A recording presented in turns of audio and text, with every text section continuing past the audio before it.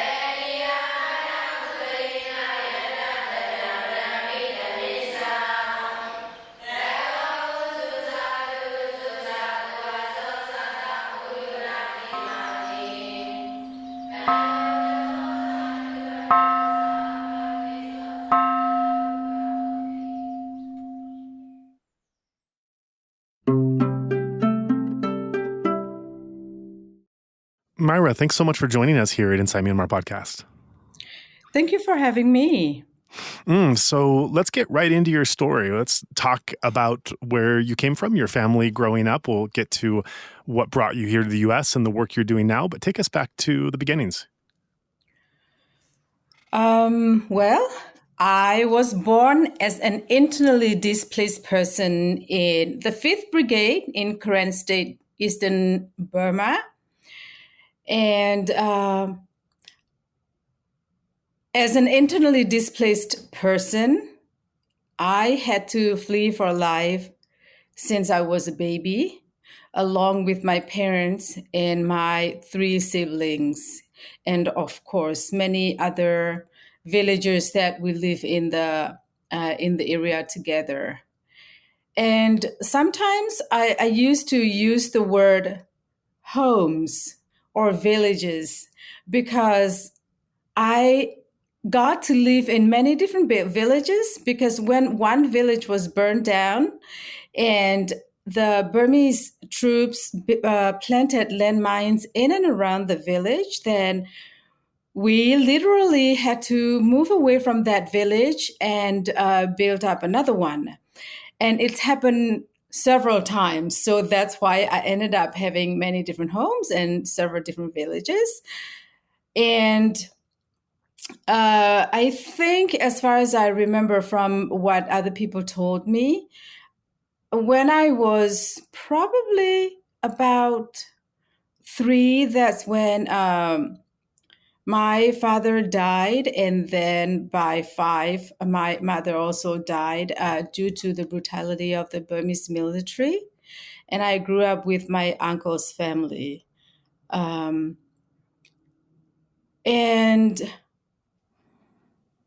I lived a life as an internally displaced person probably for at least 12, 13 years. Before I got to, at the time we called Puebolu. Technically, it was a refugee camp because we had the location. The village was based on Thai soil on the Myra River on Thai side. But at the same time, back then in sort of like mid 80s to late 80s, back then we didn't really have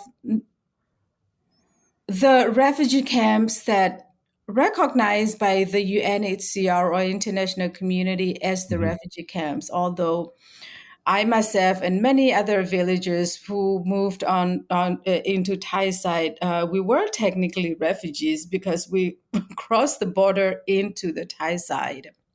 And so I lived a life like that for another good, probably 10 10 years before the fall of the Karen headquarters, Manaplo. Back then, it was a very stronghold for the Karen community. Yeah. But then by early 1995, I remember very well, 1995, January 28th, afternoon, Mhm. about 3 p.m. Mhm. That's when I got on the last boat with many people from the village where I stayed at the time, Mhm. with a big church piano. And Mm. that was it. It took another probably about 2 decades for me to step on Burma soil again until 2015, my first trip back to Oh. Burma. And Uh-huh. so, of course, when we started fleeing from the Burma side to Thai side, at the very beginning of 1995, everything was so chaotic, Mhm. especially from the month of January to March. That's when everyone was fleeing, people trying to search for family members. Mhm. I stayed at the time at a totally different missionary school, and I had no connection with my aunts and uncle, my cousins, my grandmother at the time. And we just had to live a life like that and make the most out of it. We were thankful that we were survived, although we had to leave pretty much everything behind. And I remember at the time, because the village where I came from, we were lacking in security personnel as well as medical assistant, and so I joined in a doctor and a nurse that look after the people at the area where we lived. As a nurse aide, I didn't know anything about Mm. nursing or anything, but Mhm. I had to literally learn quickly, learn how to give injection, learn how Mm. to measure the temperature, the blood Mhm. pressure, trying to learn to use microscope to check Mm. out the virus for malaria and all those stuff. And I enjoyed it because I feel as if life has a purpose, and what I do uh, was very beneficial for the people who need my help. And at the time, we also had to be scared of the DKBA, the Democratic Buddhist Army, the Democratic Karen Buddhist Army at the Yeah. time. Mhm. Because when we fled onto Thai soil, although we were on Thai side, I mean, think about in March over there, it was already drying season. Mhm. All the rivers sort of like shrinking, water was going down. So at some places, we can even walk across the river, whereas some places we swim across the river. So Mhm. those DKBA troops put together with the Burmese troops, they can cross the Moy River anytime and come into our location and started killing our people on the Thai side, which they did. Oh, wow. And so to my best ability, I learned how to shoot. I had to carry a gun in order to guide the village along with other men and making sure that our people are safe. So literally, when we went out to look after different patients from the beginning of the end, one side of the camp to another side of the camp, we always have to carry some kind of safety to with us to make sure if there's anything happen, we have something to protect ourselves. Right. Right. um, and over the other side, I learned much later in Meramo. Back at the time, the camp wasn't named Meramo yet because everyone moved in from the village I used to live before that I said it's called Puebolu.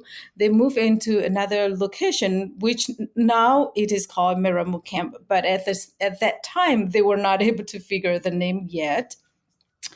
And I heard that the DKBA troops came in and literally chasing people, burning down the houses, the sheds that the refugees over there built up. And I believe at the time, one woman was burned alive. And so, of course, she died. And I remember when I met my grandmother sometime later on, she was like, I just told them I cannot walk anymore because I'm old enough. And if they wanted to kill me, just kill me at this moment. But apparently the troops didn't kill her, so she was still alive for several years later on. She died at probably when she was about 90. And at the time, as a young girl, I was still very much wanted to continue my education, but there was no opportunity at the time. So I literally went into Thailand to Mesot and then later on to Chiang Mai illegally, trying to find something to do so that I can figure out a way for my further education, which later I ended up in Bangkok. And I heard about an ESL classes that was given by an NGO called OSI. So basically, it was Open Society Institute funded by Soros Foundation, and I went to apply for it. I was accepted to take some ESL classes, along with many other 88 generation students who will, at the time, will resettle to the third country but didn't know any English. So they were taught some basic English. And it happened that the office also needed a librarian. So then I was like, okay, why not I applying for the librarian position, which I got it. And so that's how life started off. That's how I started learning Burmese. That's how I started mingling with people from other ethnic groups, including Burman. When I was a child, I couldn't think about anything good about Burman Yeah. because the Burmese troops came out and killed us, burned down our places, planted landmines. People were brutally murdered, even including those in my own family members, my relatives, my aunt, uncles, cousins. And so when I was a child, the only thing I could visualize the Burmese or the Burman is that they look like a monster with big horns and big teeth. Yeah. But then I later figured, no, they are just like us. They're fleeing for lives. They are also persecuted. And that's how I developed my thinking and figuring that we all are needing each other. And that's how my life as an advocate, activist started off, I guess. Wow, that's quite a story. It's quite a number of things you've passed through and your lived experience up to this point. I guess one thing that's coming to mind now is from knowing you personally, as well as just the energy with which you're telling your story now. It's quite obvious you're a very cheerful, positive, optimistic person. You have a really positive energy that you bring to your life and just the way you talk, and yet the life that you passed through from childhood, from probably the first memories, has been one of really loss and terror and trauma. And so this kind of optimistic attitude that we're seeing now, is this something that was natural from those early stages of life, or is it something that you've had to develop along the path? I would say both. I mean, as I was when I was a child and when I was a teenage when I was at teenage age, and then of course coming through my first early 20s, though at those time, I guess to a certain extent it came naturally, but also at the same time I think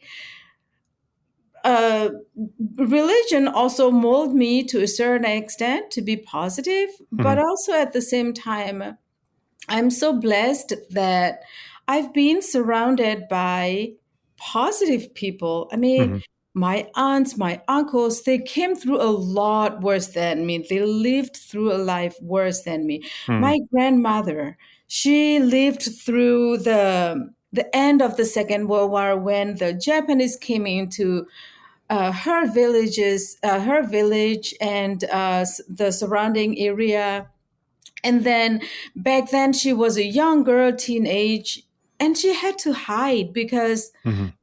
the Japanese troops came in and raping all those girls and Yeah. took them away from the family members. So, and she saw a whole lot of brutality worse than what I saw. Hmm. But she was always positive, thinking about things in a positive way, but also at the same time, as a very strong Christian, she always think of things in a positive way. I think Hmm. growing up around them is also a positive outcome for me. Hmm. That life can be hard, but it is not really hard to the point that my life was perished. And Yeah. so I think with that, I carry that with my entire life, Hmm. and then even until now, I mean things are terrible, but then I also, to a certain extent, believe that at the end of tunnel there will be some light. But at the same time, I cannot just sit and watch and wait Yeah. that something will happen. Of course, as much as I believe, as much as I wanted to be positive, I also have to do my part. Yeah, of course. And it also strikes me in your story that you were homeless and on the run and persecuted from your earliest memories from childhood. You mentioned you were born and grew up in an IDP camp, and then after the fall of Manipur in '95, you then had to escape even the IDP existence to go into a refugee camp in Thailand, which certainly is no better upgrade. The life of Burmese and ethnic immigrants into Thai refugee camps are a whole other thing. But from this early age, you've had a very non-traditional and and unusual early years compared to the stability other people have. And yet, as a child, we don't really know our situation might be different or usual or anything else. Whatever our situation is as a child, that's what the norm seems to be. Yeah. And it's only many years later we grow up and realize that some of the things in childhood maybe weren't so normal, but it was normal to us. And so going back and looking through your childhood lens and just remembering how the world looked to you and how you made sense of it as a child, you're living through an experience that unfortunately many children do have to go through. But for many of us listening, it's probably very, very foreign to us. It's something that we can't even begin to imagine what that's like to grow up with that kind of instability and trauma and loss and fear and everything else. So describe some of those early years in childhood, just how you made sense of the world and what you were actually doing during those times and the ups and downs and how you came to understand what was going on around you through a child mind and child eyes. Thank you. I think probably when I was around 12, 13, I came to realization and asking myself a lot of times, and also asking especially my grandmother. So basically, my grandmother is not my biological grandmother. It was my uncle that I grew up with, who is the brother of my father. But then the grandmother is the mother of my uncle's uh, wife. So she's not my biological grandmother, but since I lived with her for almost 7, 8 years, so yeah, it's like my own grandmother. Um, and a lot of times, especially during summer, although we lived in Puebolu in a Thai side of the Myra River, every summer, especially the month of March, February, March, we had to go out, especially students who are sort of like upper middle school to high school. We had to go out to the Karen side. Back then, it called I forgot the name of the village. That's where the Karen, the KNLA, the Karen National Liberated Army are based. And they have sort of like a very nice stronghold where that'll be sort of like the last spot the last frontier that will protect the Karen headquarters. And so every year we would go out there. I believe the location was called No Day. We had to go out there trying to clear out the ground, the trenches, and all this stuff to making sure that, because usually during dry season, summer, that's when the Burmese army like to come out and attack our areas. Right. So we had to go out there helping our soldiers to clean out the trenches, the ground, and all this stuff, picking the bushes, taking out the branches, all those stuff. So and also that is one thing. And also another thing is, especially when it comes to summer season, dry season, we have to go and collect rice, carry rice from the bank of the river to the rice barn somewhere in under the woods, where we can keep the rice there for a whole winter and raining season. So sometimes I remember my earliest memory was that why we have to do all this stuff. And then, like you said earlier, to a certain extent, it feels as though this is our normal life. But to me, I also wonder, like, well, do people live like this everywhere in this world? Yeah. Or is it just us? And so I would come back to my grandmother and I'd be like, why we have to do such a thing? And my grandmother was like, well, especially, like I said earlier, especially when it comes to dry season, summer, that's when the Burmese troops can come out and maneuver through different frontiers that we have. And then they can get to the headquarters and they can wipe us out. And then I was just like, so why they're doing what they're doing? Why can't they just stay at their own place? Right. Or did we go out and fight them? My grandmother was like, no, but they wanted to take over our land. They wanted to wipe us out in the face of this earth so that there's no more Karen and they don't have to fight us.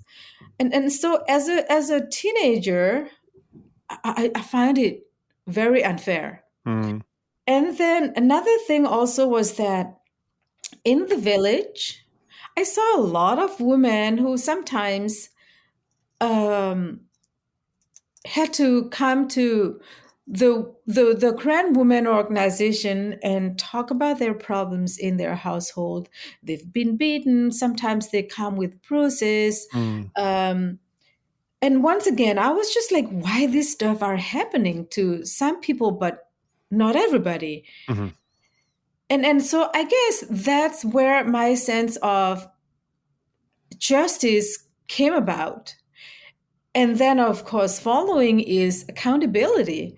Like, well, if these people are doing this terrible thing to other people, then shouldn't they be punished? Hmm. The husband beat their wife. Shouldn't they be punished? Right. Those kind of realization came about at around that age. So when I started moving into high school and then started joining the Korean Women Organization, and later on moving into Thailand, joining OSI, all those experience put together and that developed my sense of justice and accountability that Hmm. the perpetrator should be held accountable Sure. in order for our community to be somewhat safer and better and more peaceful. Yeah, I can't imagine what it must be like to be a child and a teenager growing up and just have it as the norm that there's these people out there that are always trying to kill us. They're always trying to, if they don't kill us, they're trying to injure us or drive us from our homes or burn our crops or terrorize us or do something. But just to grow up with that, that there's this in the West, there's this metaphorical concept of a boogeyman. The boogeyman is this kind of unknown being at night that's going to break into your house and going to terrorize the kids. And so the boogeyman becomes this kind of phantasmical, metaphorical fear that children have of some unknown terror that's out there.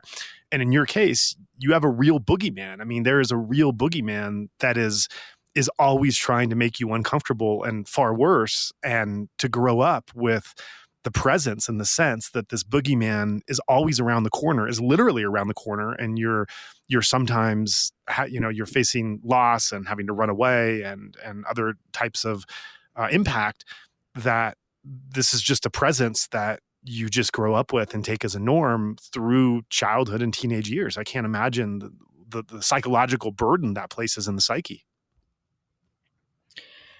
Yes, yes. But I guess at the time, I mean, also in our community, I think because we had to go through so much, and sometimes Hmm. everything moved and very fast paced, and we didn't even have time to think about psychological side of Sure, life. sure. Hmm. We just have to make the best out of life in order to be able to survive, Yeah. and as as long as we can survive, we're very thankful for that. Uh-huh.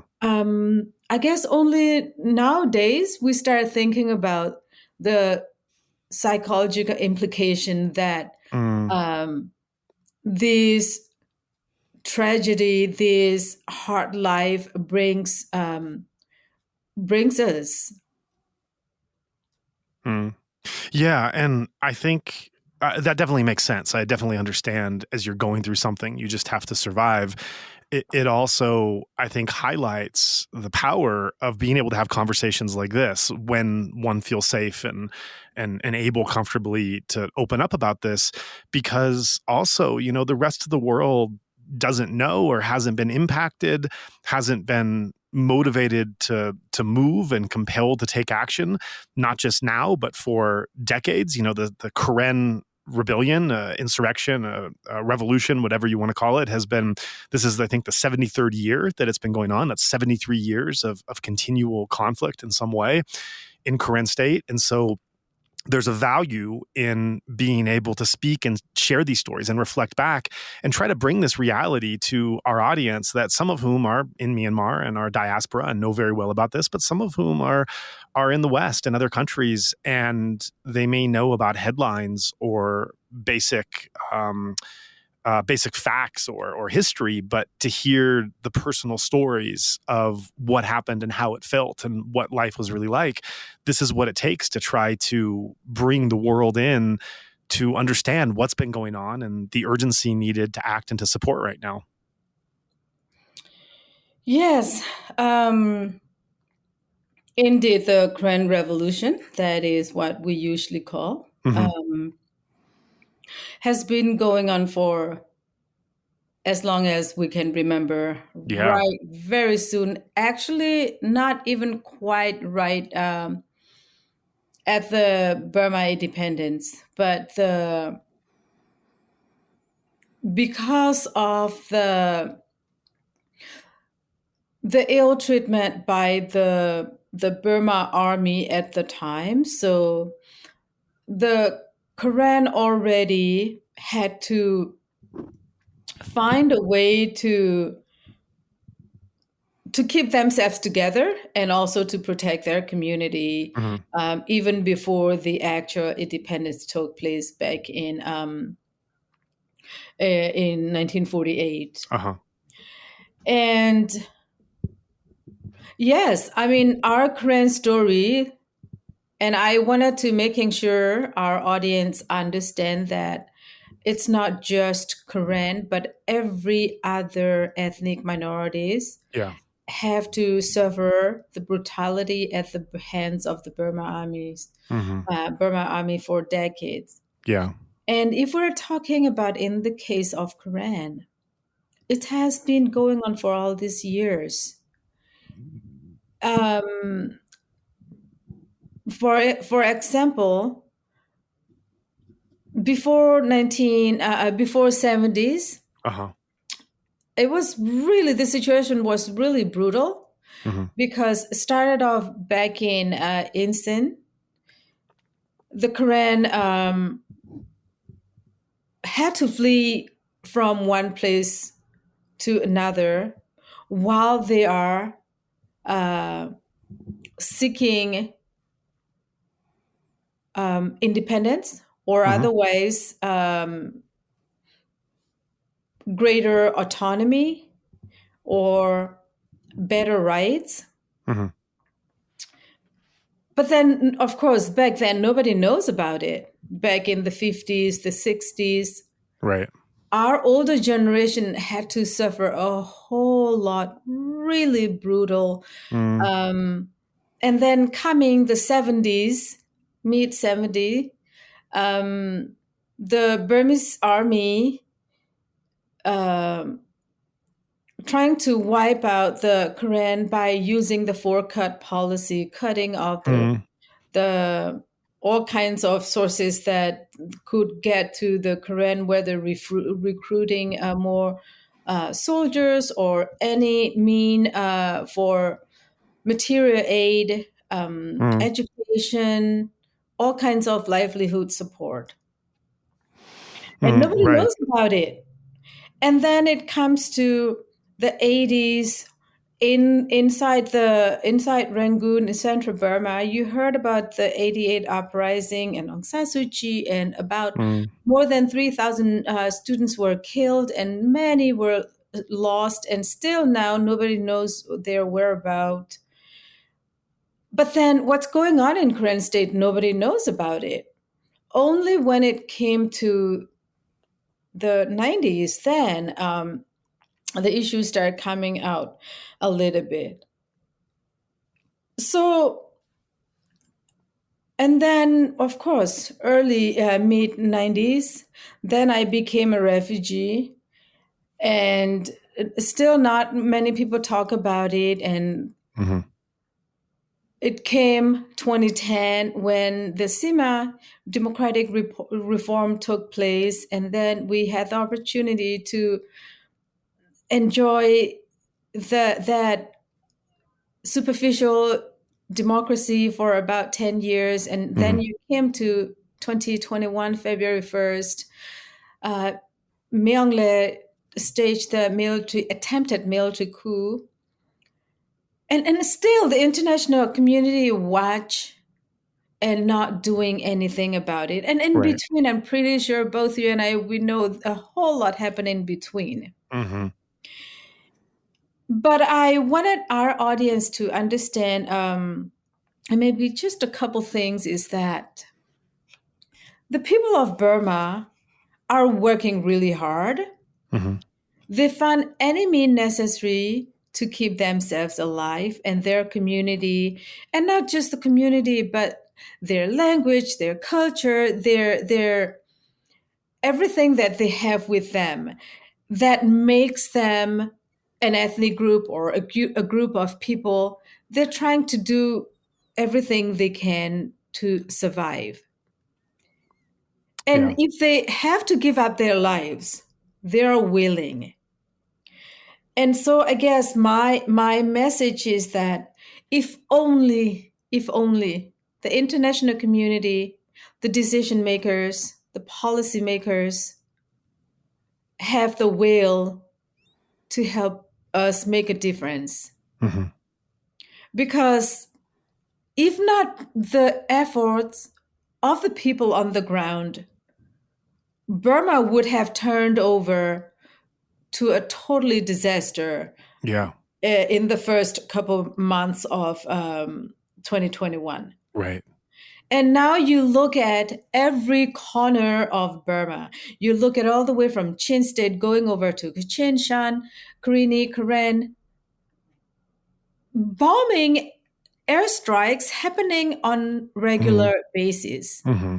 But the international community just talk about it a bit here, a bit there. Hmm. They're just patching these long wounded Burma with a little bit of plastering it here and there. That doesn't help.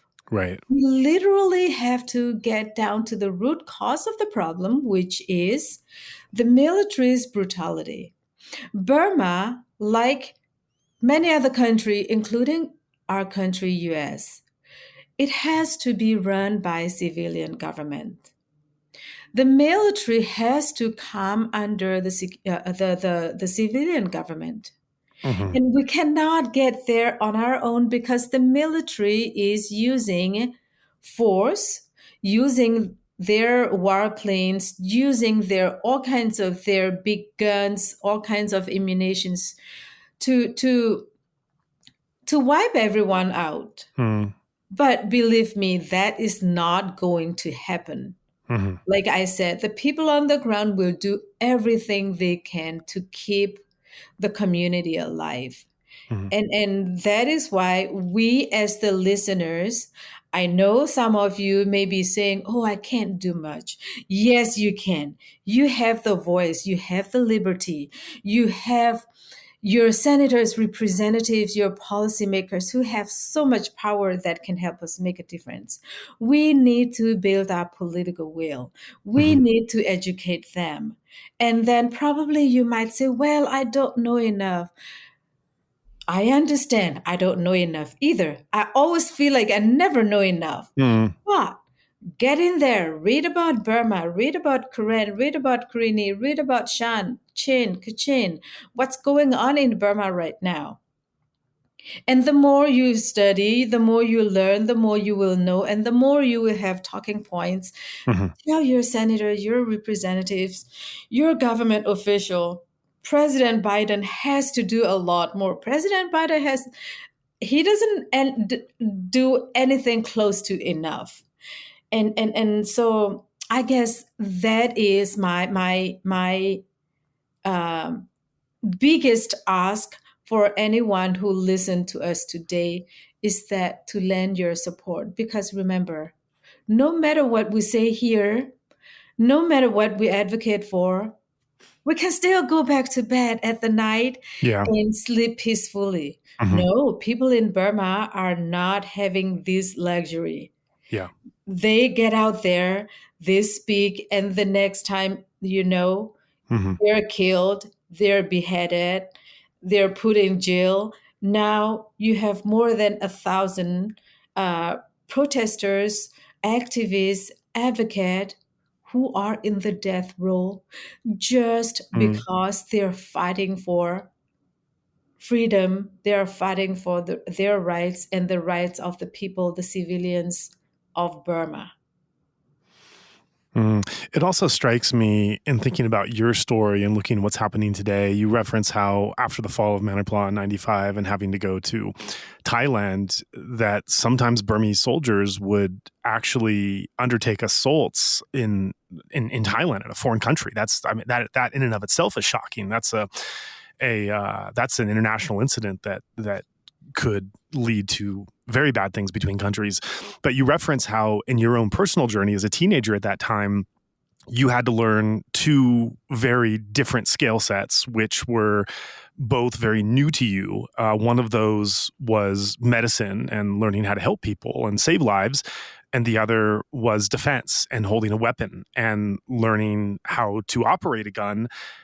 In essence, how to take lives. So doing one new skill that's saving lives and one new skill that is potentially taking lives from in order to defend those people those vulnerable communities that would be attacked. And these are skills at a young age that you're being thrown into. And as you referenced earlier in your talk, people, whether we're talking about the Karens of the last 73 years or whether we're talking about some of the young Bamar activists that have been incited to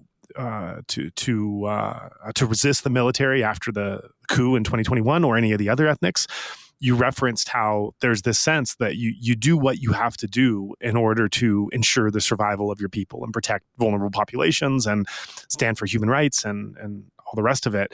And so this example in your case of being young and being thrown into both having to step into a medical clinic and save lives as well as hold a gun and potentially take lives, this is something that you were thrown into and you had to do in that role in order to protect your community when no one else was. And this microcosm, this example from early in your life is very similar to what's happening across the country now in terms of the young Bamar activists and all the other ethnics as well. But I just emphasize Bamar because this is a new part of the history that we're seeing the numbers and the types of urban people that have been standing in this way and joining this resistance movement in some way.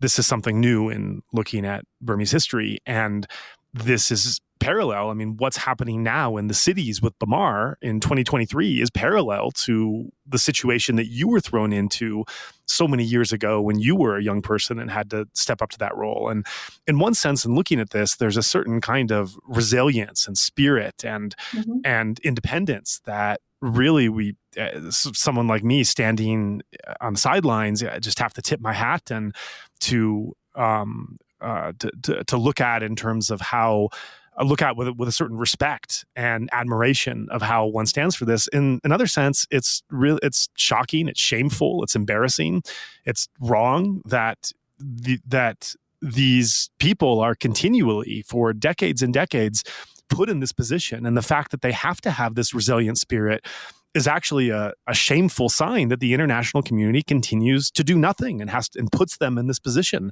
And so there's something also, a bit uncomfortable with honoring this resilient spirit because the fact that they have to find this within themselves in the first place, and that it's just unacceptable that they're in this position with no support or help from the outside.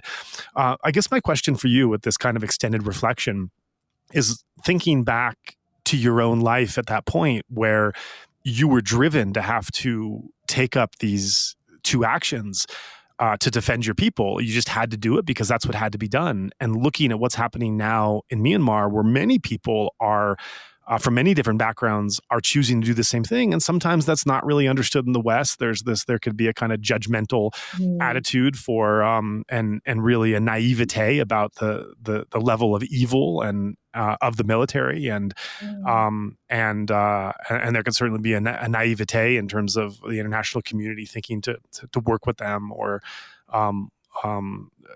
have donations go through them or any number of things.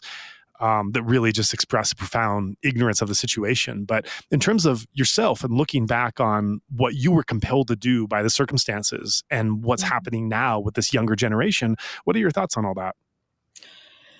Well, honestly, I really respect these people. I really respect them. Now that I am in this situation, a much, much, much better, well-off, safe. I can almost say I live a luxurious life comparing to if I were comparing the life I'm living now to the people who are struggling to survive on daily basis and not knowing if and when they will be killed by the Burmese military. But of course, if we compare with the life of the American people, of course, just it's a normal life. And so I really look up to them because I see myself in them. If I were in their situation,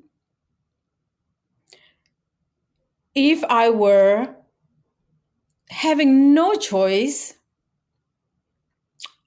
I would have done the very same thing. And so for our listeners, I just wanted to help you all understand is that this is not a choice, but this is life and death situation. So basically, you do or die.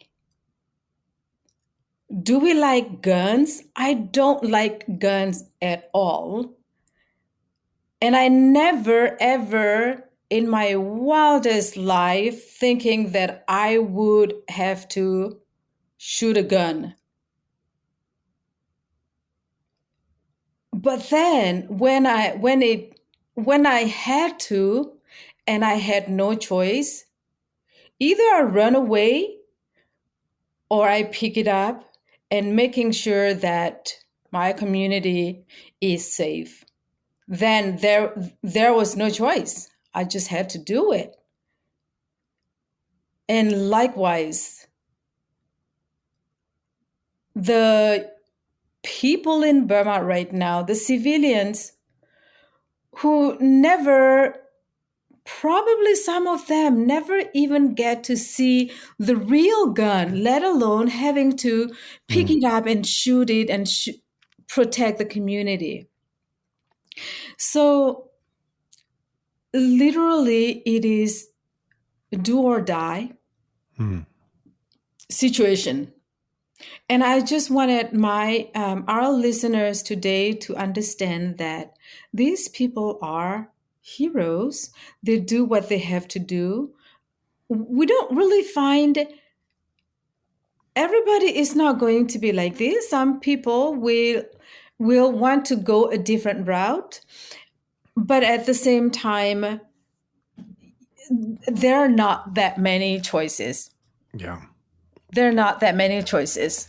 So either you run away, or you face it. And a lot of them trying to make the choice I made, face it, pick up the gun, protect the community, defend the people.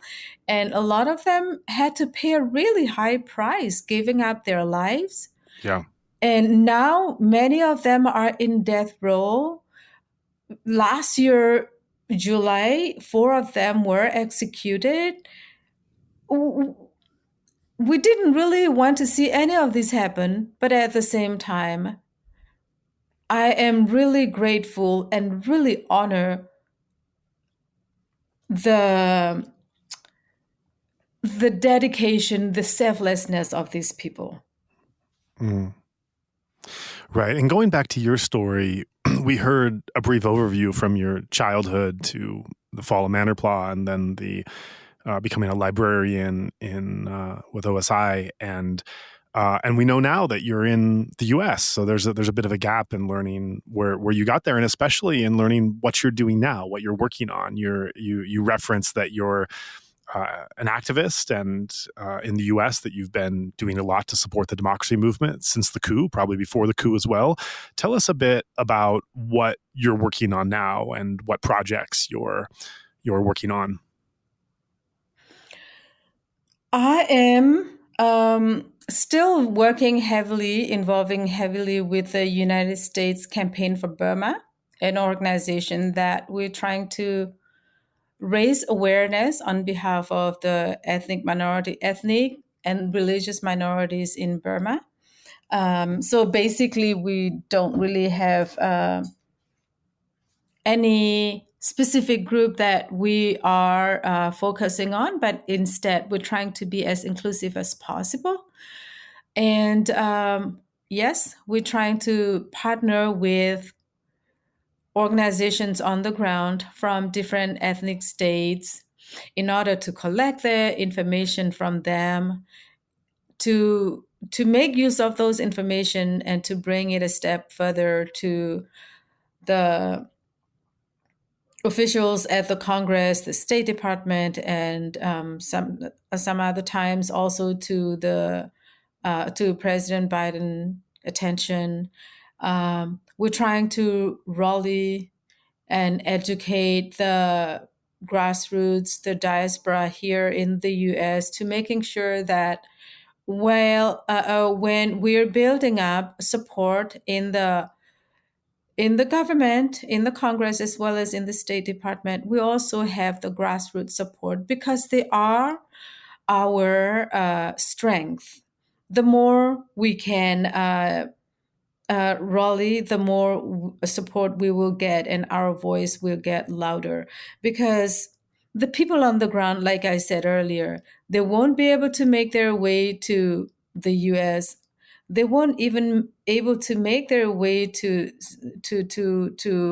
Rangoon, Naypyidaw, to the embassy to tell their stories. And even when some officials make it to Burma, their trips controlled by the Burmese military, so they can only go to places where they're allowed, and they can only talk to people that they're allowed to talk to. So they never get to hear the real story, what's going on with the real people. And that is why we take it as our responsibility to do this. And for me, it is a responsibility, because for as long as the people of Burma don't get to live in peace and security, I wouldn't feel secure either. Although, like I said earlier, over here, we can live peacefully, go to bed every night, not worrying about being chased or the bomb will be dropped, or when the Burma army will come into my place and I will have to jump out from the other side of the house. There is no such thing, but the people of Burma are still suffering a great deal. And for as long as they have to suffer, I won't be able to live a peaceful, full mind either. And that is why we're doing what we're doing. And at the U.S. Campaign for Burma, we all are volunteers. And we are a team of ladies, 4 ladies, working together for the past years in order to keep the information, to keep everything flow together. But at the same time, we got tremendous help from these amazing interns. Every semester, we put up the information, the advertisement, and a good number of them applied. And sometimes we had a hard time to choose, but they are so devoted. They are very supportive. So literally, it is an organization run and led by, at this moment, women and interns. And we're very grateful that we can get this far. But at the same time, of course, if we have people who wants to donate and support us, we will be very grateful, because our managing director right now, she has to do another job in order to pay her bill, but at the same time, she also doing U.S. Campaign for Burma work full time. And so I just wanted to put it out there that if there's anyone out there who wanted to support U.S. Campaign for Burma, you can make your donation to uscampaignforburma.org. And we will be really grateful for that. Otherwise, we do want to invite you to join us in our advocacy for the people of Burma by getting in touch with us, finding out more information, or otherwise read the news and educate yourself. And then make sure you pass the information on to your government officials, your senators, representatives, your governors, Mhm. your state senators. And if you need any help, any information, please feel free to come to us, because we are very happy to work with you. We are very happy to see you being the voice of the people of Burma. Bear in mind that the people of Burma, they are not voiceless. They do have the voice. It's just Mhm. that they're not given that opportunity. And until then, we have to use our freedom and speak up on their behalf. Thank you for that, and definitely encourage listeners to check out those links and to give a donation if they have those means, and also to do the things that are free, just to use your voice, your safety, and and your free time to be involved and learn more, educate yourself. I have just one more question before I let you go. Looking at the Karen community, you're ethnically Karen. Your life has been a story, really, of the trauma inflicted on the Karen over all these years. And looking at the history of the Karen movement, they've been splintered by all kinds of things. I mean, historically splintered by the communists as the CPB, the Communist Party of Burma, splintered many of the ethnic groups up until 88, 89, when it was dissolved, splintered by different associations with the military and different deals that have been done. There's, of course, the Christian Buddhist split among the Karen community. And then, as with any movement, there can be egos or cliques or different directions that different groups want to go. And so looking now at the state of the Karen movement and the Karen people, and what the main political and armed Karen groups are doing in Myanmar, outside on the border and abroad, how would you describe the general status and makeup of where the Karen movement is today, what you're seeing, and where you'd like it to be? It's a really good but also intense question, let me put it that way, because being a Karen, I'm pretty sure not just a Karen, but uh,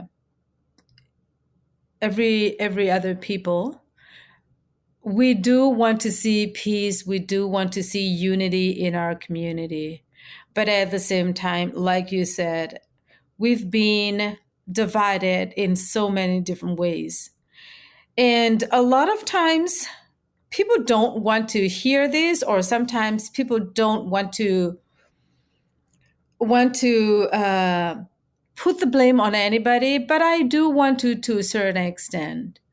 I think the colonizers was the biggest root cause of all this divide and conquer policy or tactic, however you may put it. The Karen have been fighting for their independence for the longest time, ever since even before the end of the Second World War. And the British, the colonizer, didn't want to do their job. And so when the Burman also go out and ask for independence, then the British just told both the Karen and the Burman to go back, and other ethnic groups, to go back and talk among each other. But at the same time, one was favor over the other. And that's where the divide and conquer divide us. And now, and then you also have the rulers, which majority was from the Burman ethnic group, divide us. If I were giving you a quick example, I never knew about Rohingya until 2007, when I read about the drifting boat full of Rohingya by the southern coast of Thailand. And I was just thinking to myself, what on earth? I've never heard of these people, and they came from Burma, and They are a huge number. And then I trying to Google, dig in, trying to read a little more. And even nowadays, because of the fighting, because of the brutality that put on by the Burmese military, everyone has to flee for lives. Everyone have to save their lives. I just came back from Bangladesh refugee camp a month ago, and many Rohingya over there don't know anything about other ethnic groups, and I don't blame them. Firstly, they literally have to find ways to survive as a human being, let alone as Rohingya and an ethnic from Burma. So putting together all this divide and conquer, if we come back to the situation of Karen, the Burmese military trying to divide us in so many different ways. And during my time in mid-90s, early to 90s, mid-90s, that was the DKBA, the Karen Buddhist Army and the Karen Christian. We were divided because of the Burmese, because it is part of the Burma Army's tactic to divide us so that they can rip us apart easier. And it was very painful. And later they came in with the peace process, which they make is sort of quite, in a sense, quite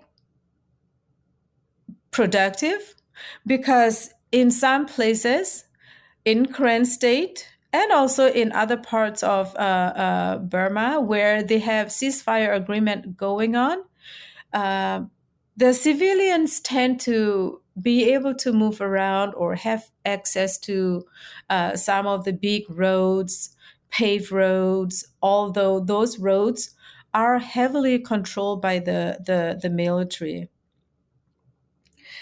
And so it's not really a real peace. But for some people, more than others, they tend to experience peace and a little more prosperity, income, money, having access to different parts of life, better life, let's put it that way. And so, of course, that divide and conquer tactic is going on and has been going on for the longest time. And it's very successful, though, for the Burma Army. And so this is where we are right now, where we still have the Karen governmental structure,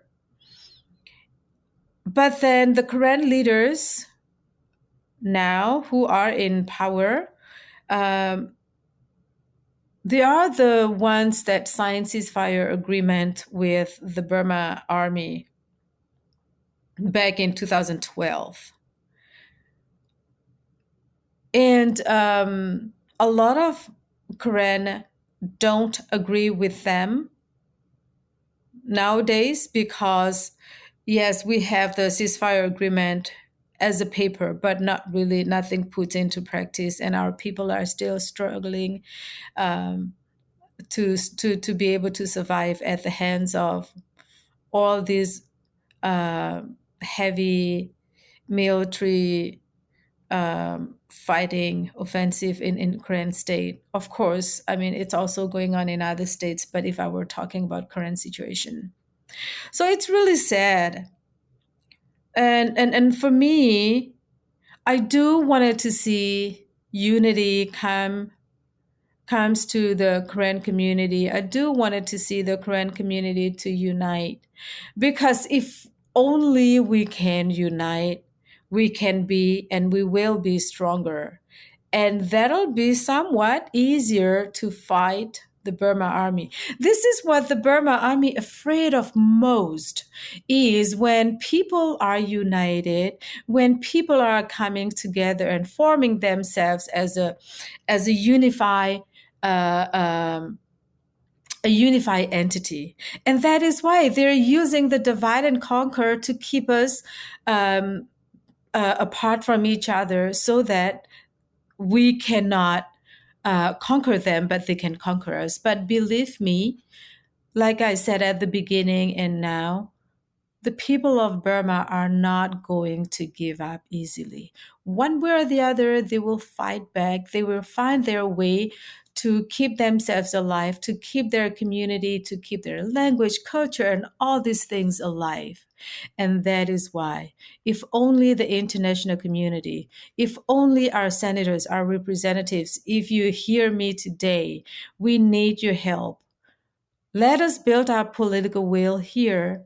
Let us bring about the change to Burma, the change to peace and stability, especially for the people who are suffering on a daily basis, but they're well deserved to live in peace. And we cannot do this alone without the international pressure. Well said. Thank you. Thank you for sharing, for your passion, for your vulnerability in the story that you told, and for all the work that you're doing, as you say, and the safety and relative comfort of where you are now for those that don't have it. And we definitely stand together in imploring those listeners to consider what actions you can take, and within your interest and comfort to be able to be that voice from outside that supports as terrible things are happening, not just now in Myanmar, but you have a history of this kind of mafia terror organization that has held the country captive for so long, has acted with impunity, and has faced so little consequences and even really concern in much of the outside world, including the United States. So thank you for all of that. And thank you for being a guest and sharing your story on this platform. And really wonderful to be able to connect and bring your voice to a wider audience. Thank you. Thank you so much for having me.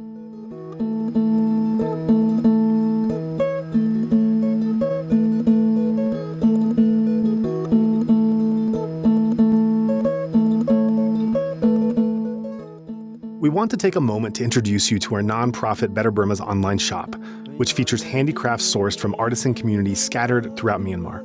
Far from being mass-produced knockoffs, the pieces we offer are unique and handmade, reflecting the wide diversity of different peoples found throughout the country. When Myanmar experienced its transition period, moving from democracy in the late 2010s after decades of harsh military dictatorship, many Burmese craftspeople hoped their beautiful work could finally be appreciated beyond the country. When Myanmar experienced its transition period, moving towards democracy in the late 2010s after decades of harsh military dictatorship, many Burmese craftspeople hoped their beautiful work could finally be appreciated beyond the country's borders. But sadly, this was not to be so. Following the military coup, many skilled artisans suddenly found all possibility of continuing their livelihood closed off and began struggling just to feed their families. With this in mind, we prioritize working with artisans from disadvantaged and vulnerable backgrounds because we know just how hard it can be to survive at the margins of society in Myanmar. This includes such people as those with disabilities, mothers who have contracted HIV/AIDS, civil servants on CDM, ethnic and religious minorities, and more. To view these wonderful pieces, please visit alokacrafts.com. That's Aloka, A-L-O-K-A, crafts, C-R-A-F-T-S, one word, alokacrafts.com. Otherwise, please consider a donation through our usual channels. If you would like to join in our mission to support those in Myanmar who are being impacted by the military coup, we welcome your contribution in any form, currency, or transfer method. Your donation will go on to support a wide range of humanitarian and media missions, aiding those local communities who need it most. Donations are directed to such causes as the Civil Disobedience Movement, CDM, families of deceased victims, internally displaced person IDP camps, food for impoverished communities, military defection campaigns, undercover journalists, refugee camps, monasteries and nunneries, education initiatives, the purchasing of protective equipment and medical supplies, COVID relief, and more. We also make sure that our donation fund supports a diverse range of religious and ethnic groups across the country. We invite you to visit our website to learn more about past projects, as well as upcoming needs. You can give a general donation or earmark your contribution to a specific activity or project you would like to support, perhaps even something you heard about in this very episode. All of this humanitarian work is carried out by our nonprofit mission, Better Burma. Any donation you give on our Insight Myanmar website is directed towards this fund. Alternatively, you can also visit the Better Burma website, betterburma.org, and donate directly there. In either case, your donation goes to the same cause, and both websites accept credit card. You can also give via PayPal by going to paypal.me/betterburma. Additionally, we can take donations through Patreon, Venmo, GoFundMe, and Cash App. Simply search Better Burma on each platform and you'll find our account. You can also visit either website for specific links to these respective accounts or email us at info@betterburma.org. That's Better Burma, one word, spelled BETTERBURMA.org.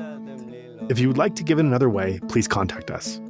We also invite you to check out our range of handicrafts that are sourced from vulnerable artisan communities across Myanmar, available at alokacrafts.com. Any purchase will not only support these artisan communities, but also our nonprofit's wider mission. That's Aloka Crafts, spelled ALOKACRAFTS, one word, alokacrafts.com. Thank you so much for your kind consideration and support.